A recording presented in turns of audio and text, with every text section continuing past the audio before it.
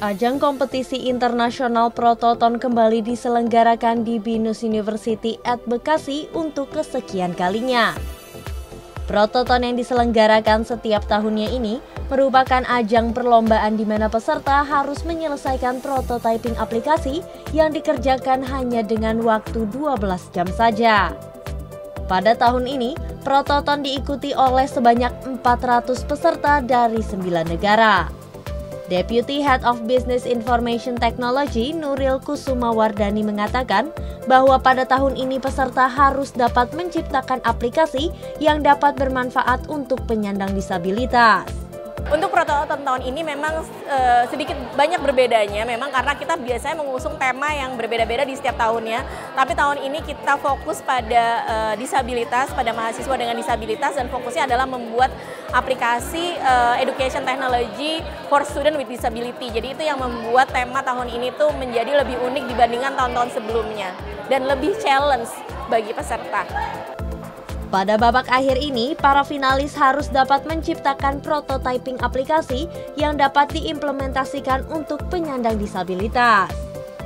Seperti halnya yang dikonsepkan oleh peraih juara 1 pada Prototon tahun ini, yaitu kelompok Work Hard Play Hard. Kelompok ini berhasil menciptakan prototyping aplikasi yang bernama Binusable. Nah, kami bikin project karena case-nya adalah edukasi untuk anak disabilitas ya. Kami bikin project namanya Binusable untuk anak-anak binus yang mengalami disabilitas gitu. Jadi kita provide segala kebutuhan mereka mulai dari personalisasi pembelajaran sampai kebutuhan mereka dalam menjalani kampus sehari-hari. Contohnya kayak menavigasi keliling binus, terus misalnya mau konsultasi dan lain sebagainya gitu ya. Jadi kita benar-benar perlengkapin mereka dari tiga sisi yaitu personalisasi, kenyamanan dalam belajar dan beraktivitas sehari-hari, dan terakhir mempunyai komunitas yang stabil gitu.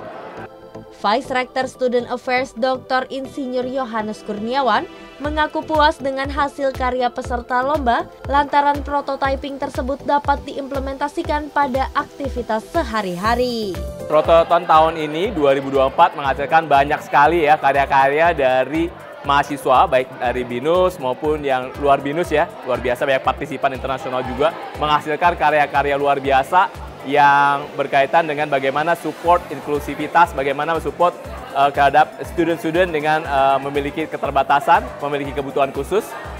Dan terpilihlah satu kelompok yaitu Work Hard, Play Hard, di mana kelompok ini menghasilkan solusi yang doable dan possible untuk diimplementasikan, dan idenya menarik, dan berharap mungkin partisipasi dari teman-teman yang lain dengan topik dan tema berbeda di Prototon 2025.